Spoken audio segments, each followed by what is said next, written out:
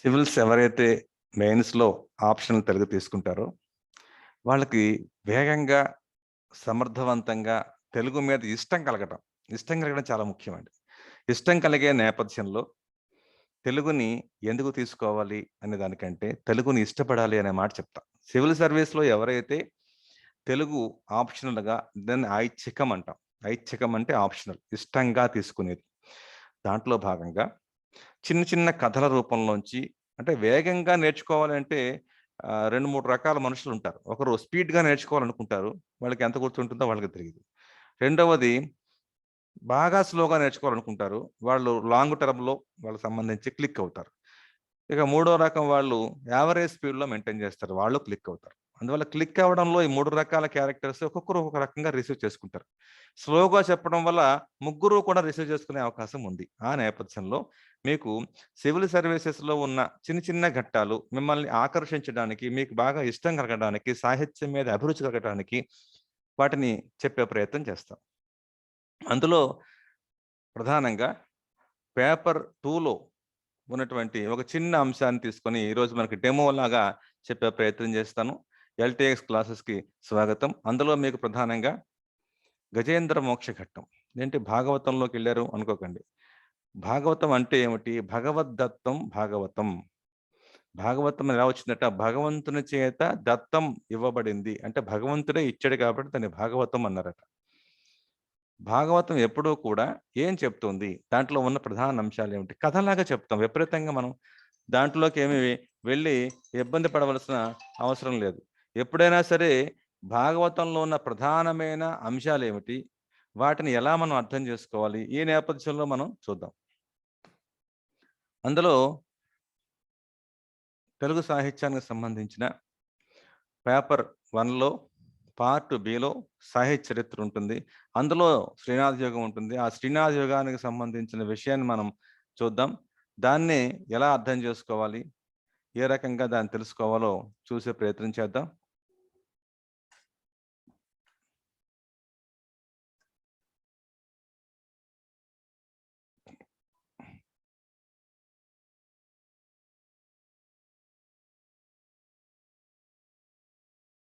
పోతన మీకందరికి తెలుసు సహజ కవి అని చాలామంది అంటారు. సహజ కవి. సహజంగా కవిత్వం చెప్పాలి.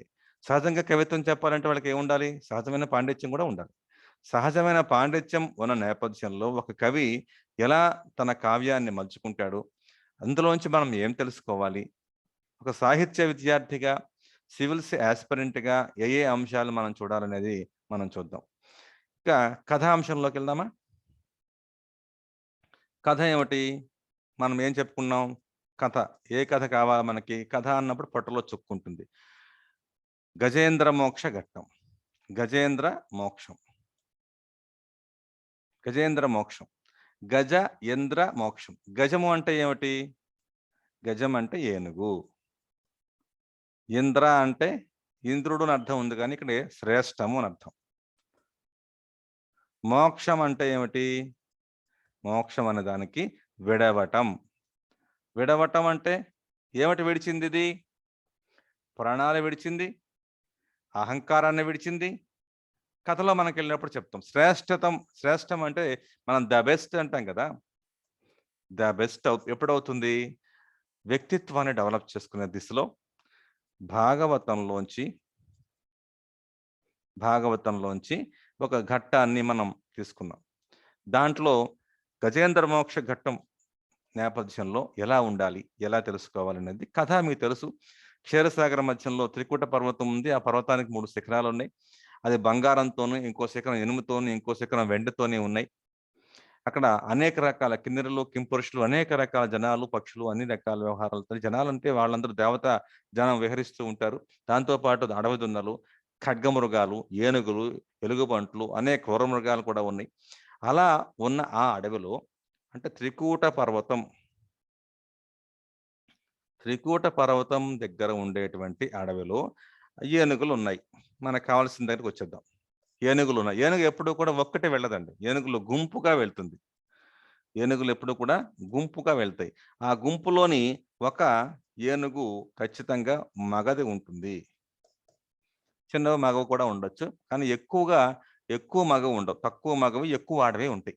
అంటే ఒక మగ ఉందంటే సుమారుగా ఒక 5-10 వరకు ఆడ ఏనుగులు ఉంటాయి. అంటే ఆ మగ ఏనుగు భార్యలు అనుకుందాం మనం. అలా అవి గుంపులు గుంపులుగా వెళ్తాయి ఏనుగులు. అలా ఏనుగుల్లో మగ ఏనుగుని మనం గజరాజు అంటాం. గజరాజు అంటే మగ ఏనుగు అని అర్థం చేసుకోండి. ఆ గజరాజు ఏం చేసాడట, ఒక అడవి దగ్గర ఉన్నటువంటి సరోవరానికి వెళ్ళాడు. ఎక్కడికెళ్ళాడు? సరోవరం. సరోవరం అంటే ఏమిటి? నీటితో ఉన్నటువంటి సరస్సు అని అర్థం. ఆ సరస్సు చాలా చాలా క్లారిటీగా మంచిగా రిచ్‌గా కలువ పూలతోని, తామర పూలతోని, అనేక రకాల చేపలతోని, మొసళ్ళతో కూడా ఉన్నాయి. కానీ మొసళ్ళు పైకి ఇలాగా తామర పువ్వుల్లాగా ఏం తేలవు కదండీ! ఆ లోపలికి వెళ్ళినప్పుడు అక్కడ అందమైనటువంటి పైకొచ్చినటువంటి పద్మాలున్నాయి, కలువ పూలున్నాయి, ఏమి చేప పిల్లలున్నాయి, చేపలున్నాయి. కిందనేమున్నాయి? మొసళ్ళున్నాయి. ఈ మొసళ్ళున్నాయనే సంగతి పాపం ఏనుగులకి తెలీదు. పైగా ఏనుగులకి నీళ్లు చూడగానే వాటికి పిచ్చి ఆనందం వచ్చేస్తుంది. ఆ ఆనందంలో ఆ నీటిని తొండంతో తీసుకొని అని పిలిచి ఒక్కసారిగా మీద చల్లుకొని అందరి అంటే మిగతా ఆడవాళ్ళు అంటే గజరాజుకి భార్యలున్నారని చెప్పాము కదా! గజరాజు భార్యలకు కూడా ఆయన నీళ్లు వేసి ఆనందం అన్నమాట అది. చల్లటం అనేది కనిపిస్తుంది.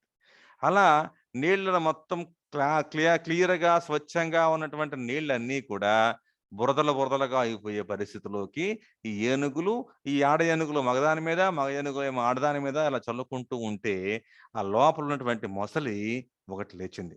"ఏయ్! ఎవరిది?" అనుకోని పైకొచ్చి చూస్తే ఏనుగులున్నాయి చాలా. "ఆ! దొరికిందిరా మనకి మంచి ఫీస్ట్, విందు భోజనం" అని బయలుదేరింది. బయలుదేరి అక్కడ ఉండేటువంటి ఆ ఏనుగులకి ఏ ఏనుగు పట్టుకోవాలి?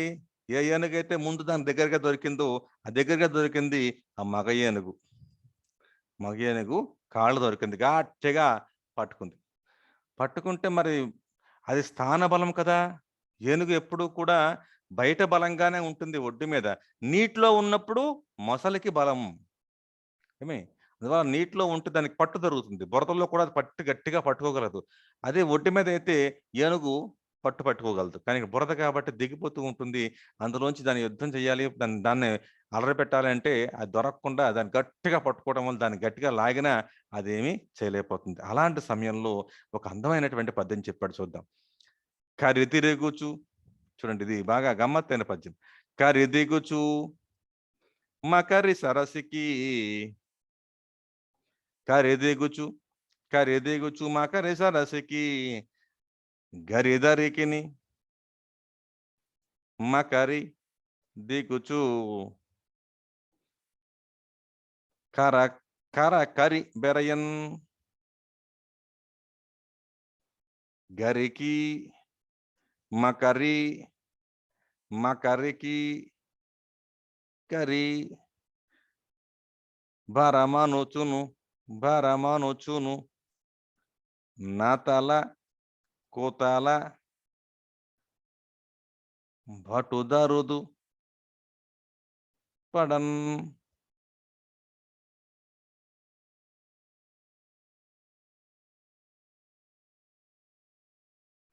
కరి దిగుచు కరేమో దిగిపోతుంది. మకరి సరసికి మకరి సరసికి కరి దిరుగుచు మకరి దిగుచు ఇలా ఇది అది ఇది ఆ తిరగడాన్ని చూడండి శబ్ద అలంకారాలను ప్రయోగించారు. కరి దిగుచు మకరి కరి మకరి సరసికి కరి దరికి మకరి దిగుచు కరి జరయున్ కరికి మకరి మకరికి కరి భరమనుచును అతల కుతల భటుదరు అతల కుతల భటుదరొద్దు పదన్ ఇది అతలాకుతలంగా ఈ కరి తిరుగుతూ ఉంది. కరి అంటే ఏనుగు. ఏనుగు తిరుగుతుంది. మకరి, కరి, మకరి. చూసారా ఈ పదాల వాటంలో మకరం అంటే ఏమిటి? మకరం మొసలి అనేది. మొసలి తిరుగుతోంది, ఏనుగు తిరుగుతుంది. ఇలా ఒకదానికి కూడా తిరుగుతూ ఉండాన్ని ఎంత అందంగా చిన్న కంద పద్యంలో తీసుకొచ్చాడు. మొసలితో పోరు సాగించలేక దీనావస్థలో గజరాజ పడిపోయేటువంటి పరిస్థితి. గజరాజు మరి రాజు కదా వాడు. ఓ చిన్న మొసలితో నిజానికి ఏనుగు అంత పెద్ద ఎత్తుగా అంత అంత విశాలంగా ఉన్నటువంటి ఏనుగుని ఆపేసింది అంటే దానికి ఇన్సల్ట్ కాదండి, అవమానం కదా! అందుకని మకరాన్ని గెలవాలనేటువంటి నిశ్చయించి తనను రక్షించుకోవడం కోసం ఇప్పుడు ప్రయత్నం చేసింది. అనేక రకాలుగా దాంతో యుద్ధం చేసింది. చివరికి దాని వల్ల కాలేదు. ఇంత ఏనుగు, ఇంత పెద్ద ఏనుగు, అందులో మగ ఏనుగు అది ఈ మకరి మొసలి నుంచి తప్పించుకోలేకపోయింది. అప్పుడు ఎప్పుడైతే మనకి మన వల్ల కాదనుకుంటున్నామో, మనం ఇంక ఏమీ చేయలేకపోతున్నామో, అలాంటి పరిస్థితుల్లో మనకు గుర్తొచ్చేది ఎవడట? భగవంతుడు. అప్పుడు గుర్తొస్తాడు. అంతవరకు గుర్తురాడండి. ఎందుకు గుర్తురాడట? మనకి అన్నీ ఉన్నప్పుడు ఆయన ఎందుకు గుర్తుపెట్టుకుంటాం? కలడు కలడందురు దీనులయడ కలడందురు దీనులయడ కలడందురు పరమ యోగి గణముల పాలన్ కలడు కలడందురు అన్ని దిశల కలడందురు అన్ని దిశలను కలడు కలండనెడు వాడు కలడో లేడో. చూడండి చాలా గమ్మత్తు. భగవంతుడిని ప్రార్థిస్తే మనం వెంటనే వచ్చేయాలి. భగవంతుడు ఎక్కువసేపు ఉంచడానికి వెయిట్ చేయడానికి వీల్లేదు. అప్పుడు ఎలా ఉన్నాడట భగవంతుడు? నారాయణుడు. భగవంతుడికి నారాయణ స్వామి అంటే పేర్లు పక్కన పెట్టు. లోపల గట్టిగా ప్రయత్నం చేసింది. అనేక రకాలుగా కింద పడింది, మీద పడింది. దాని వల్ల కాలేదు. అప్పుడు గట్టిగా తొండం పైకెత్తి అరుస్తోందట. అది ఎవరి కోసం అరుస్తుందట? భగవంతుడి కోసం అరుస్తుందట. అలాంటి సమయంలో పోతన గారు ఎంటర్ అయిపోయి ఈ పద్యం చెప్పారు. కలడందురు దీనులయడ కలడందురు దీనులయడ కలడందురు పరమయోగి గుణముల పాలన్ కలడు అందురు అన్ని దిశలను కలడు కలడు అనిడివాడు కలడో లేడో కలడందురు దీనులయ్యడా.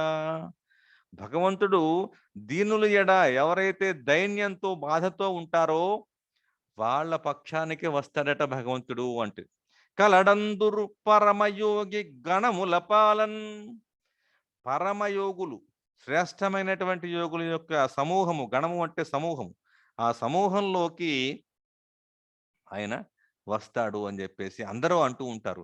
కలడందురు అన్ని దిశలను అన్ని దిశలను అన్ని వైపులా కూడా భగవంతుడు ఉన్నాడు. ఎందుకంటే విష్ణు అనే మాటకి సర్వ వ్యాపి అని అర్థం.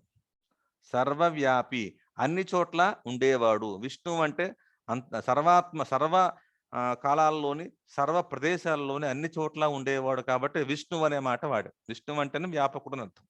కలడు కలడందునే కలడు కలడన్ కలడు కలండనెడివాడు కలడు కలండనెడివాడు కలడో లేడో. పిలిస్తే భగవంతుడు రావాలండి. పిలిస్తే పలుకుతా బాబా అంటాడు చూసారా? అలా పిలవగానే మనకి రావాలి. వస్తున్నాడా అతను? రావట్లేదు. అసలు ఉన్నాడా లేడా? ఇది సందేహం.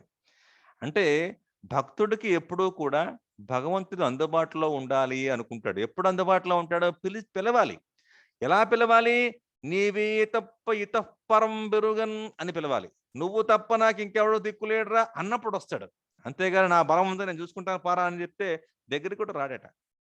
అందుకని పోతన చాలా తెలివిగా, లాజికల్‌గా ఈ పద్యం చెప్తాడు. చూడండి సరదాగా నేర్చుకోండి పద్యాలు. ఎప్పుడు మనం పెద్దగా ఇబ్బంది పడిపోక్కర్లేదు. కలడందురు దీనులయడా కలడందురు పరమయోగి గణముల పాలన్ కలడందురు అన్ని దిశలను కలడున్ కలడు కలండు అనడివాడు కలడో లేడో అని బాధపడుతుందట.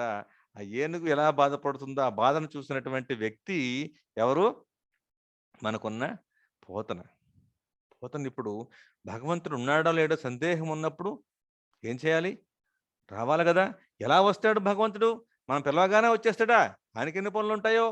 అందువల్ల ఎప్పుడొస్తాడు అంటే మన దగ్గర ఏ రకమైనటువంటి బలం లేనప్పుడు వస్తాడట చూడండి. ఇది కూడా సరదాగా నేర్చుకోండి. లావొక్కింతయు లేదు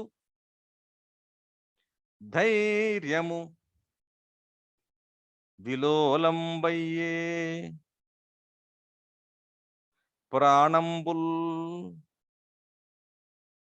ప్రాణంబులున్ ఠావుల్ తప్పెను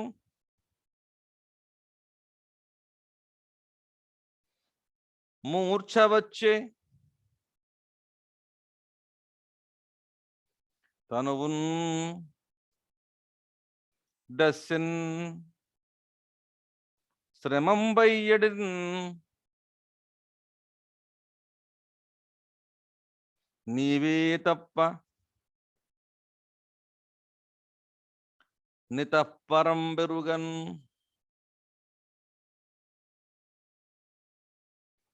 మన్నింపదగున్ దీనునిన్ రావే ఈశ్వర కామవే వరద సంరక్షించు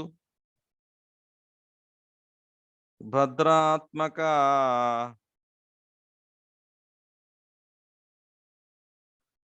అంటే ఈ పద్యాలన్నీ నేర్చుకోవడం కోసం కాదు, పద్యానికి ఒక నడక ఉంటుంది.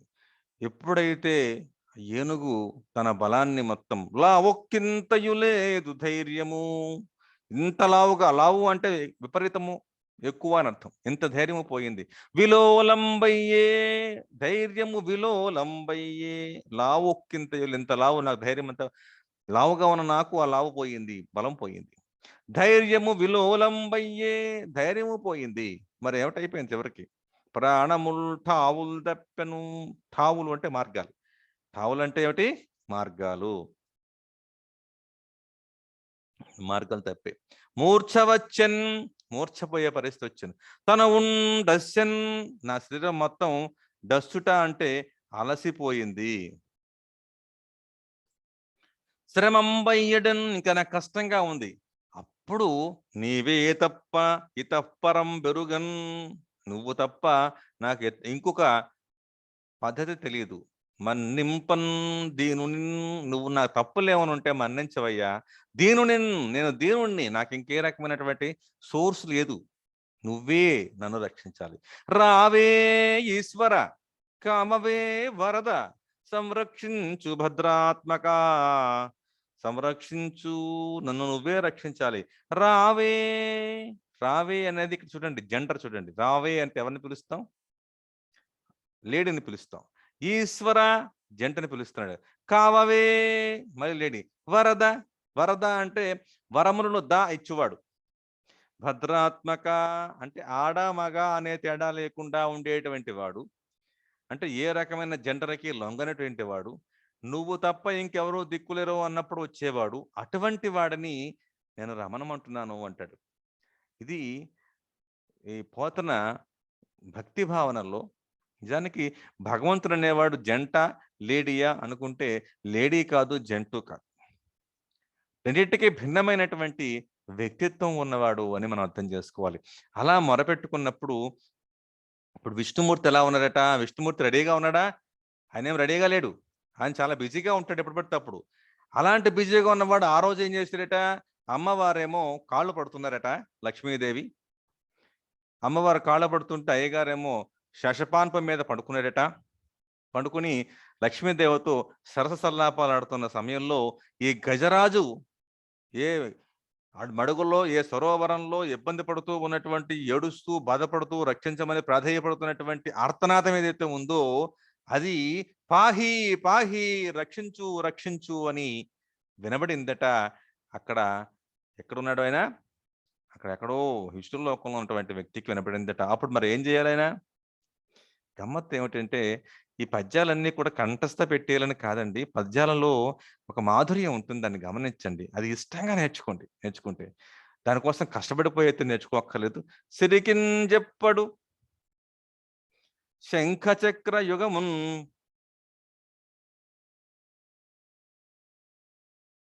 చేదోయి సంధింపడు ఏ పరివారమున్ పరివారంబును జీరడు డభ్రగపతిన్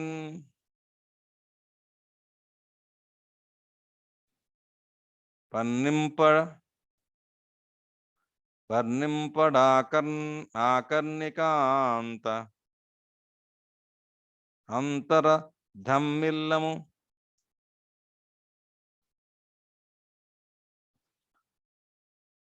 చక్కనొత్తడు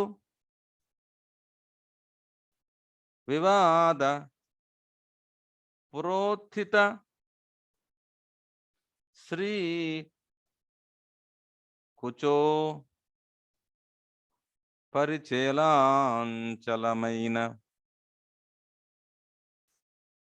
వీడడు గజ ప్రాణవనోత్సాహియై.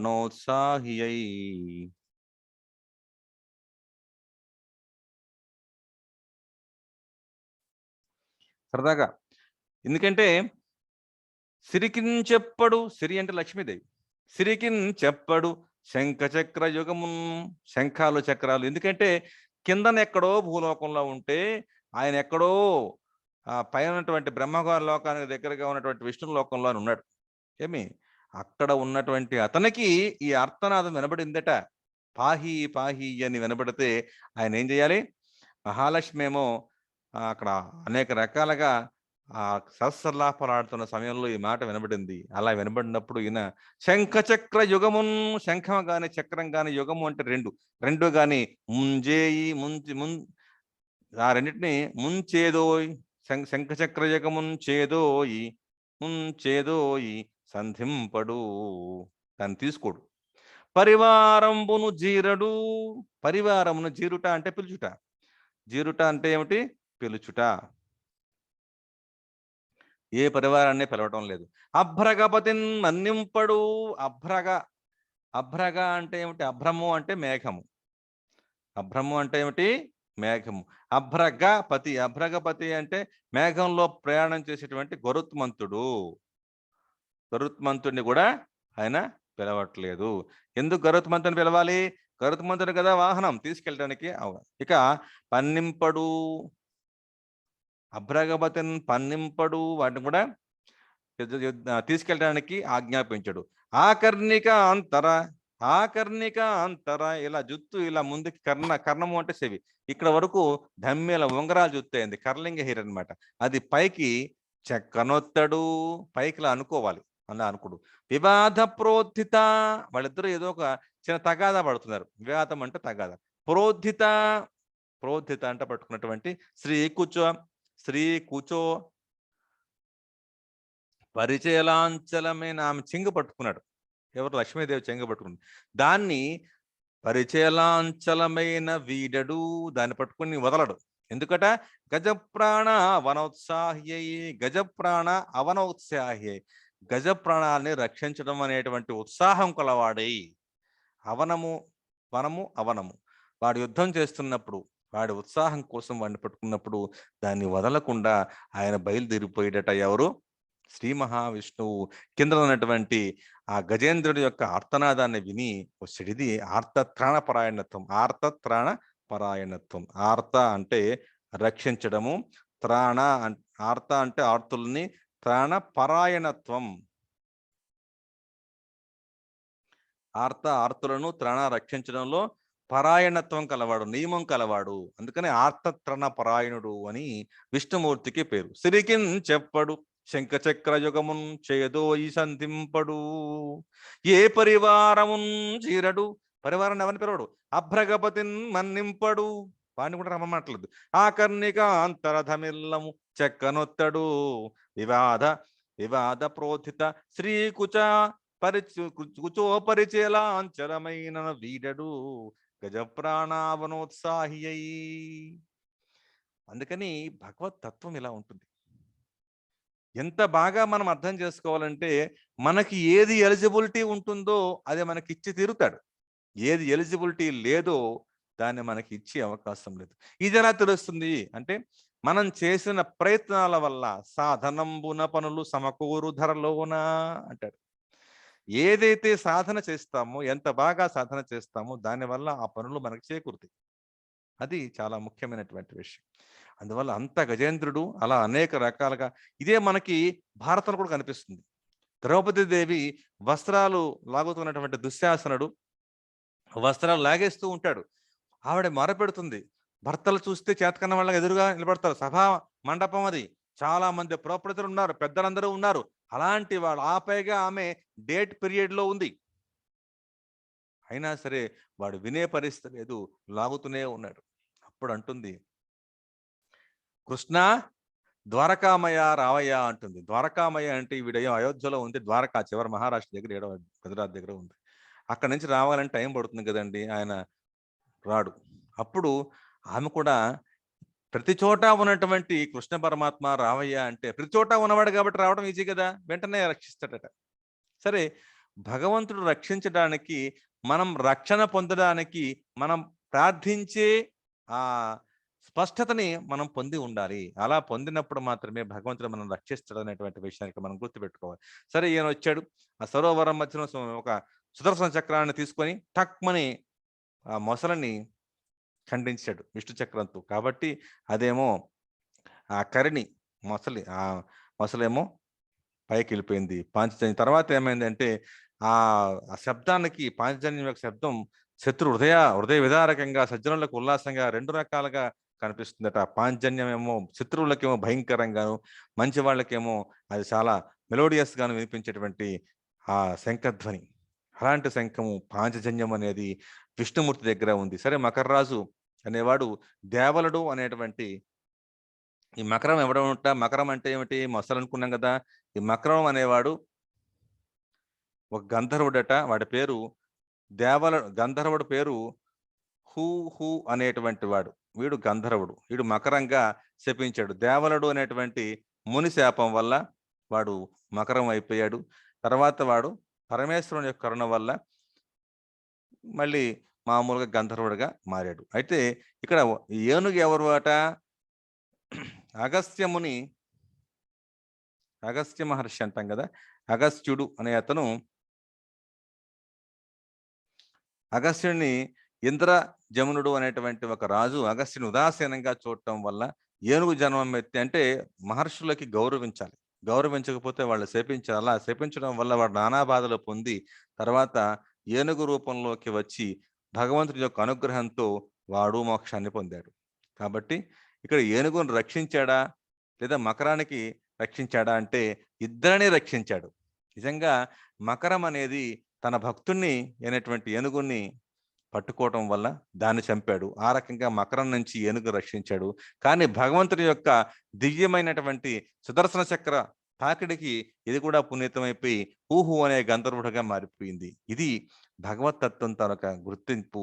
భగవంతుడు ఎలా మనల్ని చూడాలో అలా చూస్తాడు. అందువల్ల వైరభక్తి కూడా ఒకటి అని మనకి నవవిధ భక్తులు అనేవి భాగవతం చెప్పుకునేటప్పుడు వస్తాయి. భాగవతం అంటే ఏమిటి? భగవద్దత్తం, భగవంతుడి చేత వచ్చేది, భగవంతుడు ఇచ్చినటువంటిది భాగవతం. అందువల్ల కథలు అనేవి ఏం చేస్తున్నాయి? ఇందులో కథ మొత్తం మనం చూసుకుంటే ఒక ఏనుగుల గుంపులో బయలుదేరిన స్నానం చేయడం కోసం అక్కడ ఒక సరోవరం ఉంది. ఆ సరోవరంలో అవి అనేక రకాలుగా చిందులు చేస్తున్నటువంటి నీళ్లు పైకి చల్లుకుంటున్నటువంటి వాతావరణం, చాలా అద్భుతమైనటువంటి దృశ్యం అది. ఆ దృశ్యంలో నీళ్ళన్నీ కూడా బురదలుగా మారిపోయే పరిస్థితులు, అందులో ఉన్నటువంటి కలువపూలు, తామరలు లేదా తుంగదుంపలు, చేపలు చెల్లచెదరైపోతూ ఉన్నాయి. ఆ లోపల ఆ తాకిడికి కింద ఉన్నటువంటి మొసలి ఒక్కసారిగా వచ్చి ఎవరైతే చేస్తున్నారో, ఏ గజరాజు అయితే చేస్తుందో ఆ రకంగా దాని కాలు పట్టుకోవడం, అదేమో దాంతో యుద్ధం చేయటం. యుద్ధం చేసి చివరికి భగవంతుణ్ణి ఆశ్రయించడంతో అక్కడ కథ ముగుస్తుంది. ఇది గజేంద్ర మోక్షం. గజేంద్ర మోక్షణం అంటే, మోక్షణం అంటే విడవటం. ఏమిటి విడిచింది ఇది? ప్రాణాలని విడిచేసింది, అహంకారాన్ని విడిచింది. ఇది మనం గుర్తుపెట్టుకోవాల్సింది. అహంకారం ఏమిటి? నేను చాలా బలమైనటువంటి గజరాజుని అనేటువంటి అహంకారం పోగొట్టుకొని అది ఎప్పుడైతే అహంకారం లేకుండా ఉన్నదో అప్పుడే భగవంతుడు వచ్చాడు. రావే ఈశ్వర కావవే వరద, నువ్వు రాకపోతే నా వల్ల కాదయ్యా అన్నప్పుడు తన గురించి ఏమి ఇంకా హోప్లెస్ అండ్ హెల్ప్లెస్, అలాంటి పరిస్థితుల్లో భగవంతుడు వచ్చాడు. అందువల్ల భగవంతుడికి ఎప్పుడైనా ఫలితం భగవంతుడికి ఇవ్వండి. పని చేయటం, సాధన చేయటం మాత్రమే మనది. ఇలా ఎవరైతే ఆలోచించగలుగుతారో వాళ్ళ మనసు ప్రశాంతంగా ఉంటుంది, దైవభక్తితో ఉంటుంది, సేవాభక్తితో ఉంటుంది. అసలు భక్తి అనే మాటకి అర్థం ఏమిటి? మీరు గమ్మత్తుగా మనం భక్తి అంటే భజనలు చేయటమో, పెద్ద పెద్ద మైక్ సెట్లు పెట్టి పెద్దగా ఉపన్యాసాలు చెప్పడమో, లేదా దేవుడిని విపరీతంగా కీర్తించడమో కాదు. భక్తి అనే మాటకి అర్థం చేసి చెప్తే మనకు గమ్మత్తుగా ఉంటుంది. భజ్ సేవాయాం, భజ్ అనే దానికి అంటే భక్తి అనే దాని రూట్ వర్డ్ ఏమిటి? భజ్. దీనికి అర్థం ఏమిటి? సేవాయాం, సేవించటం. ఎవరైతే సేవ కావాలనుకుంటున్నారో వాళ్ళని సేవిస్తే అదే భజ్. భజ్ నుంచే వచ్చింది భక్తి. అందువల్ల భక్తి అంటే చిత్రాలు పట్టుకొని భావించడం, పెద్ద పెద్ద మైక్ గల్లాలు పెట్టేసి విపరీతంగా సౌండ్ పొల్యూషన్ చేయడం కాదు. ఎవరు అయితే సేవ కావాలనుకుంటున్నారో దీనికి డబ్బుతో కూడా పని లేదండి. సేవ ఎవరికి కావాలనుకుంటున్నారో వాళ్ళకి సేవ చేస్తే చావు బతుకుల మధ్యలో ఉన్నటువంటి వ్యక్తికి మనం సేవ చేశామనుకోండి. ఇక కాసేపట్లో గనక వాడిని తీసుకెళ్ళకపోతే గవర్నమెంట్ హాస్పిటల్‌కో, ఇంకో హాస్పిటల్‌కి తీసుకెళ్ళకపోతే చనిపోతాడు. అలాంటి పరిస్థితుల్లో మనం కొంచెం రిస్క్ తీసుకున్న వాడిని అక్కడ తీసుకెళ్ళి బతికించామనుకోండి. వాడేమంటాడు? "నా బతుకుని నిలబెట్టావయ్యా! భగవంతునిలాగా వచ్చి నన్ను కాపాడావయ్యా" అంటాడు. భగవంతుని యొక్క ధర్మం ఏమిటి అంటే కాపాడటమే ధర్మం. కాబట్టి మనిషిని మనిషిగా, మనిషిని జంతువు, జంతువు నుంచి మనిషి కాపాడుకోవాలి. ప్రకృతిని సమతుల్య స్థితిలో ఉంచాలి. అంతేగాని మనం విధ్వంసం చేసేస్తాము, అన్నిటిని తగలబెట్టేస్తాము అంటే నీ అంత దుర్మార్గుడు ఇంకోడుండడు. ప్రకృతిని ప్రకృతిగా ఉంచుదాం, సహజంగా ఉంచుదాం. మనం దురాగతాలను, దుర్మార్గాల్ని తెగ ఉంచుదాం. వాటి గురించి పెద్దగా ఆలోచించకుండా. అందుకనే భారతదేశం చూసినట్టయితే ఇవాల్టి వరకు కూడా ఇంకో దేశాన్ని వెళ్లి ఆక్రమించాలనేటువంటి ఈ సామ్యవాద ధోరణి గాని, ఇంకోటి ఏమనుకున్న భూమినంతా ఆక్రమించాలనేటువంటి ధోరణి గాని, భారతీయ దేశానికి గాని, భారతీయ ప్రాంతాలకు గాని ఎక్కువగా లేదు. అందుకని ఈ దేశం ఏ దేశం ఆక్రమించే పరిస్థితి లేదు. సరే ఇంగ్లాండ్ వాళ్ళు వచ్చిన తర్వాత మొత్తాన్ని ఏకం చేశారు, అది వేరే సంగతి అయితే. ఆ ధర్మం అంటే ఇక్కడ మనకి చతుర్విధ పురుషార్థాలలో ప్రధానమైనది చతుర్విధ అంటే ఏమిటి? చతుర్విధ పురుషార్థాలు.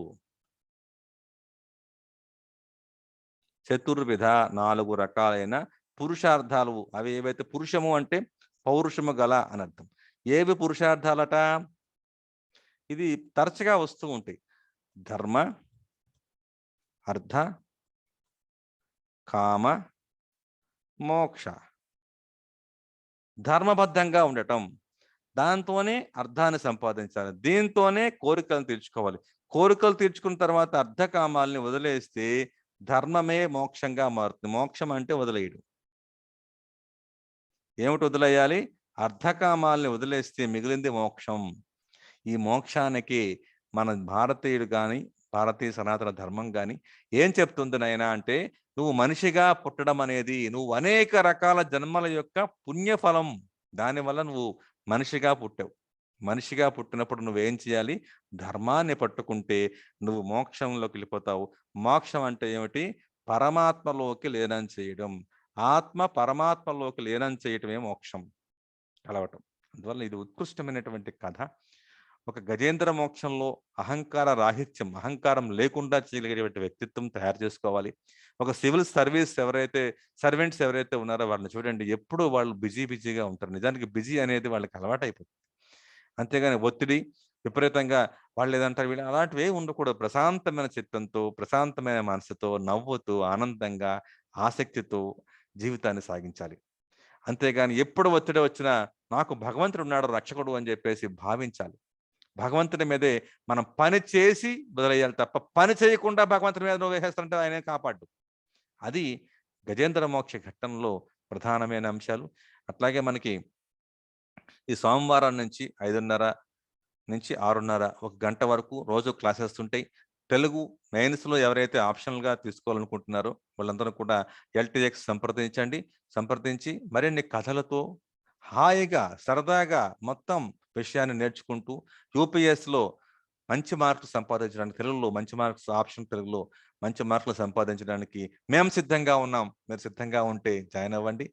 జాయిన్ అయ్యి మరిన్ని మంచి మంచి విషయాలతో సింపుల్‌గా, వేగంగా, సమర్థవంతంగా మీకు అర్థమయ్యే రీతిలో చెప్పడానికి మేము సిద్ధంగా ఉన్నాం. మీరందరూ కూడా మీ అవకాశాన్ని బట్టి జాయిన్ అవ్వాలని అందరినీ కూడా స్వాగతం, ఆహ్వానం చేస్తున్నాను. శుభం భూయాత్.